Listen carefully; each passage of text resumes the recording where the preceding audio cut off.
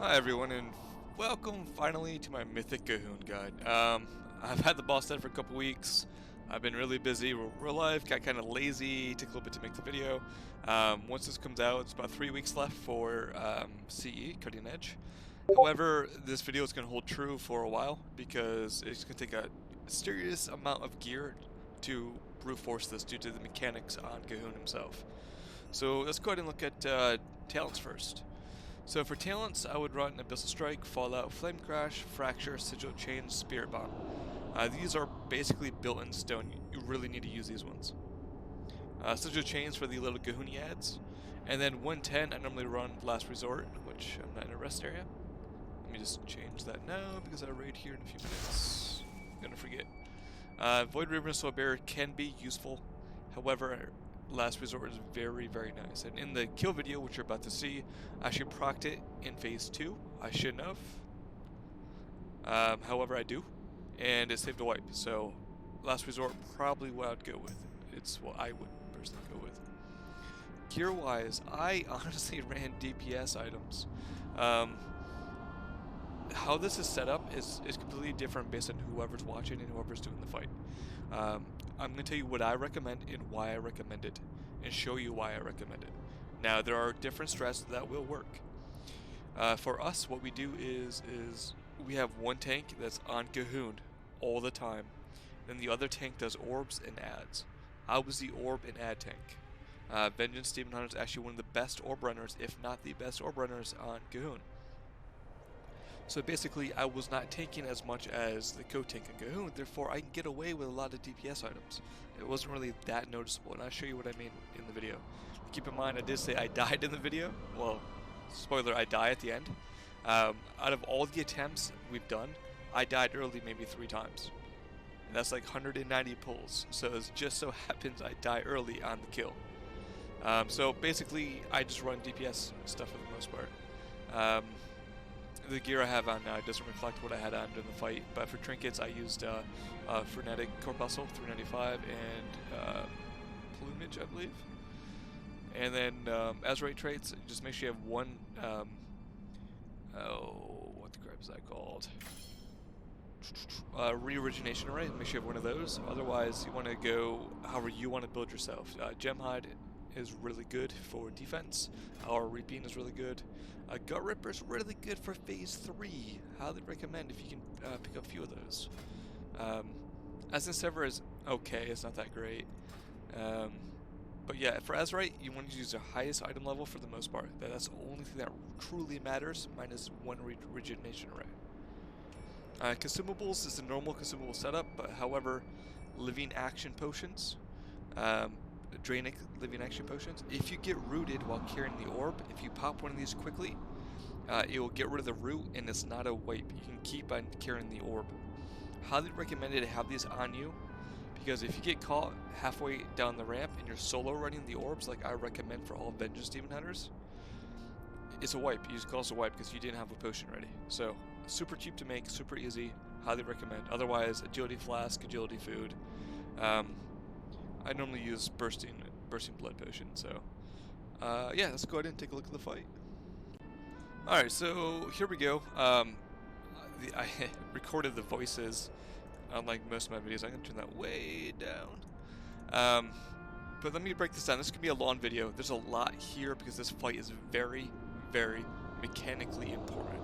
The entire time you do this, you have to master the mechanics in every phase.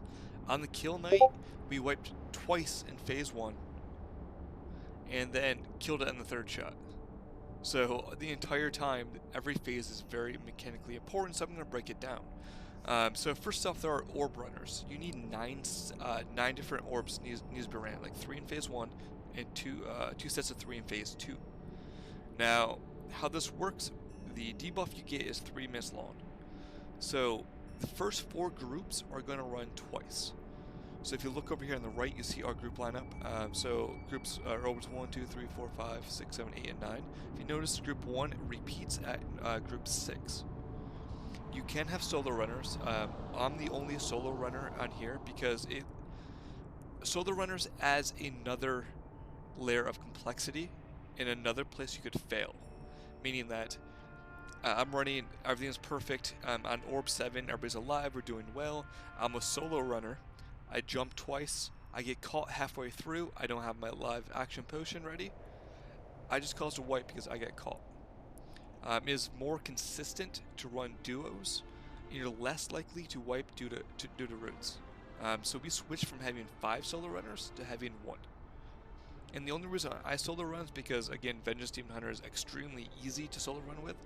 And for every solo runner you have, that's one less person that has to run an orb. By me solo running, the off tank never has to throw an orb. And that's what we wanted. Now, if you're running like a 4 healer setup, because you can 4 or 5 heal this, if you're running a 4 healer setup, you probably want to have more than one solo runner. That way your healers don't have to run. However, we had 5 healers, we had 4 warlocks, which is highly recommended, makes it so much easier. And then other than that, we just had people who could jump halfway up the ramp. Now, before this video even started here, what you didn't see is we had our hunter shoot the boss with an auto attack, then instant feign death. You have to shoot Ghuun himself, not the ads. And what happens is everything despawns. And at that point, Warlock sets up their gates. The Warlock sets up their teleport portals halfway through. Then you have your monks set up their transcendence. And anybody else that needs to put something up there, that's when they do it. Now, it's recommended for the second duo to have some way to jump halfway up. And these are your monks with transcendence. These are your warlocks with their little teleport pad. This is rogues if you have a Mistweaver. Mistweaver can stick a statue in the middle. Rogues can sprint, jump off the ramp, and do a shadow step to it. So Moomkins can also do their charge to the Mistweaver statue. So any classes that can jump halfway up, catch an orb, and take a portal and dunk it is recommended. So how this is set up is we never run more than 1 healer at a time. That's very bad if you send 2 healers to run the orb. So we always run 1 healer at a time. That's a rule. The next rule is that any tank runners, including myself, has to run orb 2, which means they will be running orb 7, and I'll show you why later. Also, we want to have the people that can cheese as much as they can in the first 4 groups, because they get to cheese a second time. So if you notice in group 5, we have our priests, we have our DK who's very slow. They're in group 5 because then they only have to do it once. And then we have our warlocks, our monks, my solo, everything else in the first 4 groups, so they have to do it twice because it's easier for them to do so. So this fight is all about timing. The timing on this is insane. You have a 15-second window in phase 2 if you do the timing correctly for you not to wipe, or probably wipe. So let's go ahead and start the video. How this works is I'm running the second orb. The other tank is on the Dark Gun full time. I'm running orbs. I am silencing ads, still silencing ads, and doing all that stuff. So I'm just running like interception. He does the tanking in phase 1. Alright, so here's my good friend Apollo. He's going to show the placement of the Warlock Gateways. So basically, he's the first one in the set of 2. So he drops his Warlock Gateway here. The second Warlock is going to extend it back farther. And then what you're going to see is up here on the right, you're going to see the Monk Lynn as she put her Mistweaver statue right here. The Warlocks would drop their teleport pad right here as well. This is the statue that the Boomkins can charge to. The Rogues can sprint off the ramp, leap, and do a shadow step to it. And yeah, so this is the initial setup. The Hunters pull the boss and feign death, and then you do the setup. You have to do it before every pull, so it sort of sucks, but that's all you do.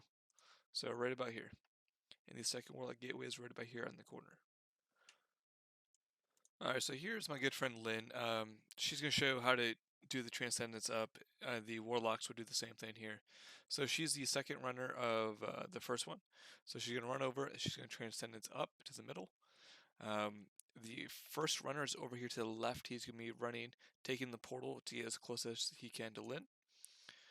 So she's going to drop her Transcendence, so it's there for the next one. And she can clear a little path. He's going to throw the orb, she's going to catch it, she's going to dunk it with the other monk, because remember, within 5 seconds of the dunk. And so That's it for running the orbs if you have 2 Warlock portals. If you have 1 Warlock portal, you would use the second half most of the time, and then you would have people clear the first half, run, throw it, and then dunk it. So I jump in, I just do as much damage as possible, dropping my sigils, and throwing out interrupts. And I get out of this because I don't need the debuff. I'm leaving to go carry an orb, and if I had the debuff, I'd be taking more damage for no reason. So I purposely get out of it. I'm going to get a little interrupt here. At this point, either you or the other tank has to get the orb or the debuffs. It's just me, so I go up. Phase 1 and Phase 2 is not DPS reliant, only Phase 3 is, sort of. So I know that it doesn't matter if I DPS those ads, they're going to die anyway, so I can come up and get into position for my orb ahead of time here. So I'm going to get here. And for soling orbs, this is the easiest way to do it if you're a Vengeance Demon Hunter. So you pick it up, you want to glide to the first gateway, take it. Now you want to Infernal Strike twice, but here is the important part. These roots only go between the cysts, they do not go outside the cysts. So if I jump on the outside of the cyst, there is 0 chance for me to get rooted. Which is why Vengeance Demon Hunters are one of the best, if not the best, orb carriers, because it's not possible for us to get rooted if I jump on the outside of the cyst. So see how I jump on the outside? No roots are ever here, it's not possible. And then it's safe enough that you can jump to the other side of the cyst and you're already in position, you're done. Now there is a chance, it's rare, that when you land here, you get rooted. If that happens, it's really not a big deal at all, because you have to wait for the other orb carrier to get there. So all you do, you just sit there and you let the root wear off, then you jump down. So how the orb timing works is you and the other side, because there's orbs on both sides, and you both have to dunk it within 5 seconds of each other. So how we do this to make it easy, and we wiped a lot until I yelled at people to do this. Once the first person is in position, I say ready. So I landed here. I'm always first because I'm solo running. I go ready, and then I wait. And when my partner is in position, he will say ready. And when he says ready, I just dunk it. It's that easy. Like, he knows I'm ready, so as soon as he says ready, we dunk it. So that's what's going to happen right here. So I'm going to sit here, I'm going to keep healing myself off the cyst. If you watch up here in the minimap, you see the Warlock. He is now in position. He is now staying ready. Now I'm going to dunk it. And we both dunked at the same time. So I'm going to jump down here. Now, if you're a Vengeance Demon Hunter or other classes with interrupts, here's the important part. There's going to be 4 to 5 worms that should be up at this point. 1, 2, 3, and then it could be a 5th one over here, but they were killing it in time, so that's good. If these ads stay channeling on one person, that one person will eventually be one-shot. Now, if that person is up top running orbs, they're going to die too. So I know this, so what I'm going to do is going to jump down, drop a sigil sauce between these two, and then I'm going to throw an interrupt at one of these other ones. Again, my job isn't damage nor tanking, it's about doing interrupts. I'm casting on middle. Yeah, you can, so here though. Turn that down just a little bit. Alright. So I'm going to interrupt that, and just keep dodging the debuffs, or the orbs. This is all about heroic. Now this ad has a cast, the big worm. If it gets off, it's a wipe. We had 2 people dedicated to it, the other co-tank, and another melee DPS. So one gets the first one, no one gets the second one. And they're reliable, they missed it from time to time, and it wiped us. Most of the time they were good. So you keep the big worm interrupted. Damage in this phase is not really important, it's all about getting the terrors interrupted.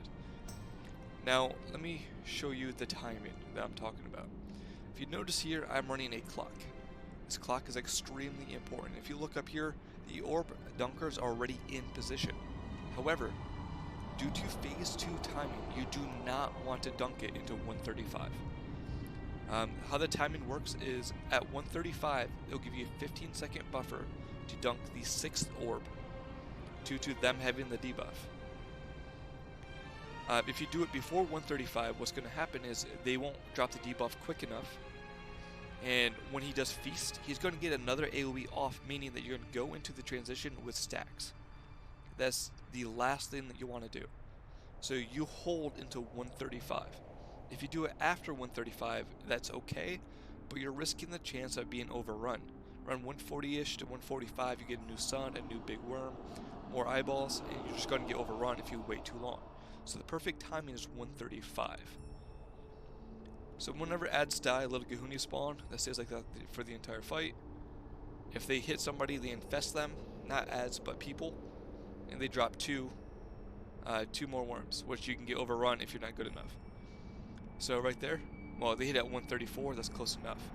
So now, all you do is you kill the Ghuunis, and you let the beam kill everything else.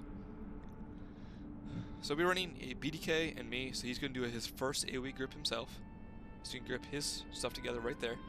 And then I'm the backup grip with Sigil Chains, which is why it's sort of important. I don't know if I don't even use it because we did really, I did. They did a really good job on the worms that time. Some of the pulls are pretty sketchy. Alright, so transitioning time. As soon as he comes out, he's going to do his AoE, so everybody has to be pre-spread apart. Now, if you're up on the ramp, you do not get the debuff.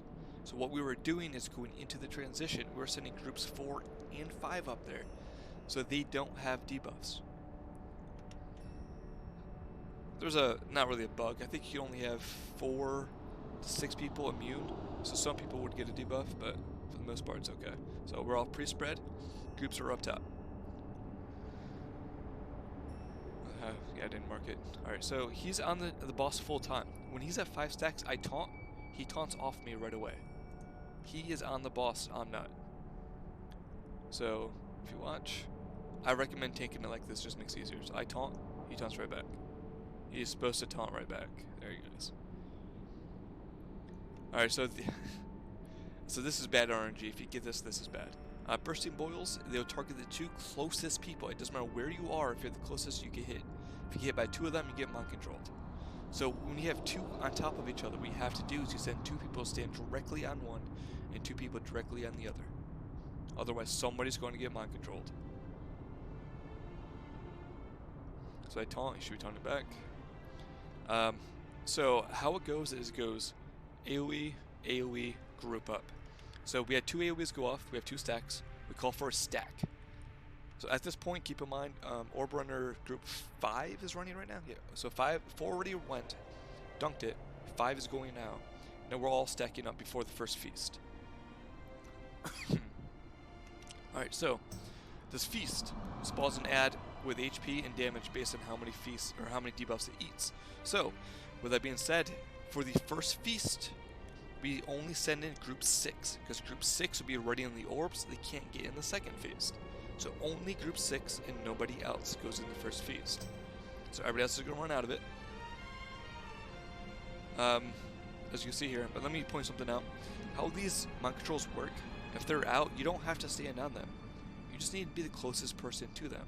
So right now, if I stand right where my mouse pointer is, that's perfect. I'm the closest person, I don't have to go out there. It is a bad practice to run all the way out there to soak. Only time you do that is if they're on top of each other like you saw in the first one. Don't run out on them unless you absolutely have to. My guild took a very long time to understand that. So the weak ores says can't soak, so you have to make sure you're in between other people and not the closest person to the debuff. So I'm going to pick up the ad. I'm going to take it on top. At this point, this is a hard DPS switch. This has to die before the 3rd cast. There's the first one. And while I'm taking this, I'm going to taunt the boss off to reset the stacks. That should be at least. There it is. Alright, so we have the soaks. So I should have it out further, but I didn't. So when these ads pop up, you want to range DPS them. You don't really bother with them too much yet. At this time, group 6 is running the orbs. Here's where the timing is important. Why we waited to 135 is to get this timing right here. If we would have pushed at or before 135, we cannot hit this timing. So what we want to do is they need to be in position for this feast. So we wait. We AoE everything down now. So we want to position ourselves here. Everybody needs to be in the feast, but the people that can't soak needs to be out farther, and people that can need to be in the rain. Alright, so the feast is coming. At this point, we have 15 seconds for them to dunk it. If they don't dunk within that 15 seconds, it's probably a wipe. This is why you wait to 135 to push it. Otherwise, you cannot hit this timing. So I'm yelling at him to get into this feast. Everybody has to get in this feast. Alright, so now they can dunk it at any point. They had 7 seconds to dunk it, or it's a what? 3 seconds? So they hit it with 3 seconds left. It doesn't matter, it's within the timer. We're good. Now, at this point, you need to maximize damage on Ghuun. Each of these phases, you need to do 40% damage. This phase here does most of the damage for you, but you still need to do 40%. So you just DPS him and you cleave on the ad, because the ad's just going to die anyways.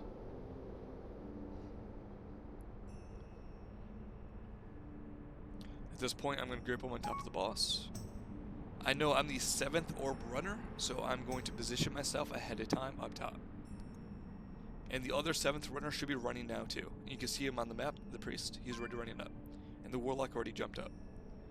Ghuun now, I believe, is like 58%, give or take, most of the time. This is just a repeat. Jump on the outside of the cyst, jump at the very end, and wait. I say I'm ready. When I hear the warlock say he's ready, I'm going to dunk it, which is right about now. At this point, you need to layer CDs on the tank. I took Orb 2 and 7 because I know the ad will not be up yet. If you do Orb 8, the ad will be alive and the tank cannot tank both. So you do Orb 2 and Orb 7 for the tanks. That way, the solo tank only has Ghuun and we can stack buffs on him and be fine. So I'm going to jump down, I'm going to taunt right away so I can reset the stacks. And then we're good. So here's bad RNG again. And we're going to go back. Now, this was bad. We should have been grouped up for Feast. But Feast is here. So on this first Feast on the second rotation is only group 9. Nobody else. Again, we want the ad with low health so we can actually kill it in time. So there it is. This is just a rinse and repeat at this time. Orb 8 is finishing now.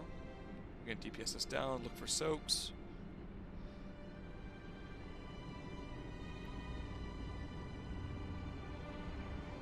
So we want it before the third cast. Here's cast 2. I'm going to reset the boss and I'm going to get the ad out.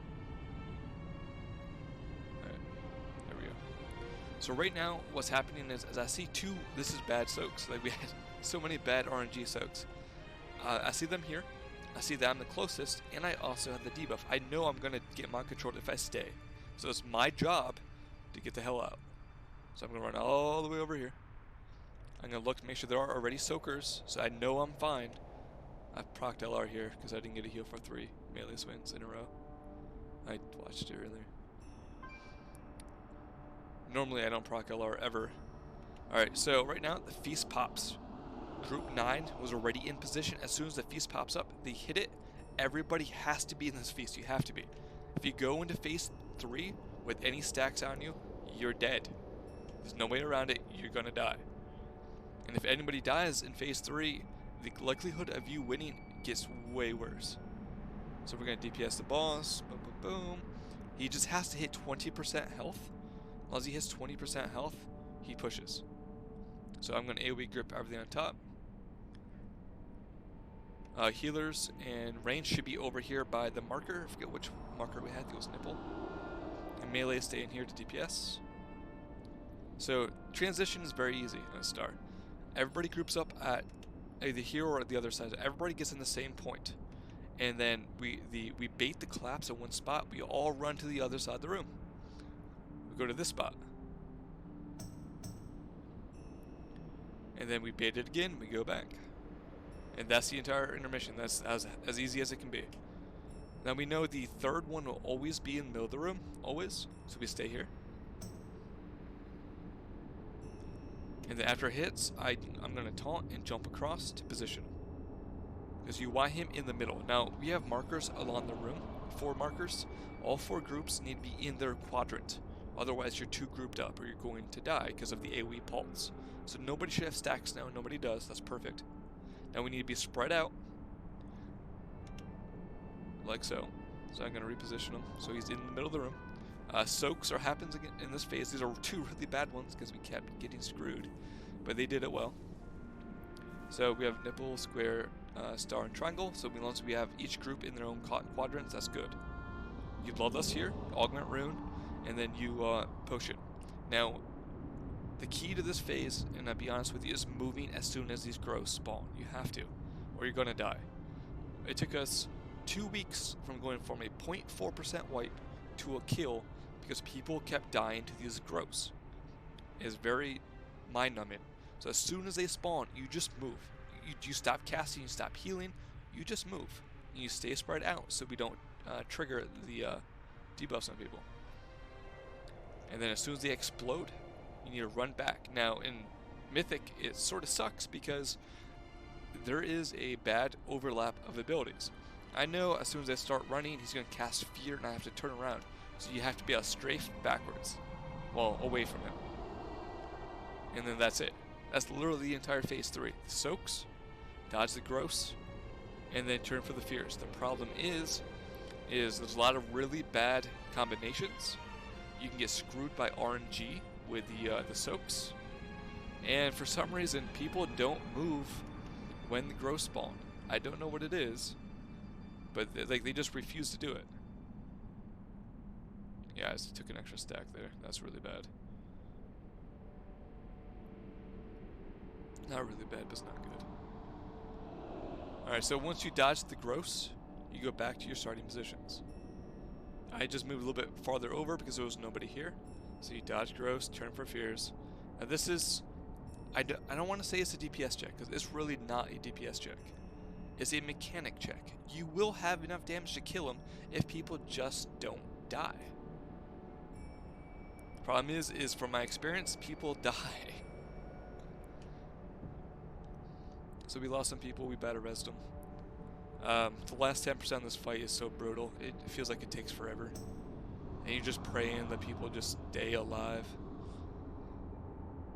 Like right now I'm sitting so low, and we just blew each other up because what you just saw right there killed people. That was really bad. He got mind controlled because he had too many soaks. So this is the classic. Oh, right there, really bad RNG. This, like, we got screwed so much. This is not what you need. So I want to be closest to one here, but I don't want to get mind controlled, so I'm staying as close as I can. And then I died. Food for thought, what's going to happen is when you go in this phase, you need to pop all your defensive CDs, like pain suppression, blessing and protection, because if you get mind controlled, you will cast it on Ghuun. Our Disc Priest just got pain suppression back up, literally seconds before he got mind controlled. And what did he do?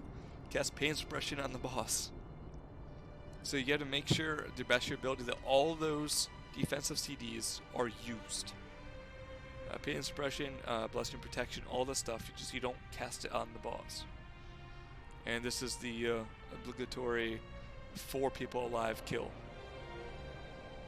And that's that. Now this fight, again, this is very long-winded, I know, but you have to understand, I'm trying to give you as much detail as possible.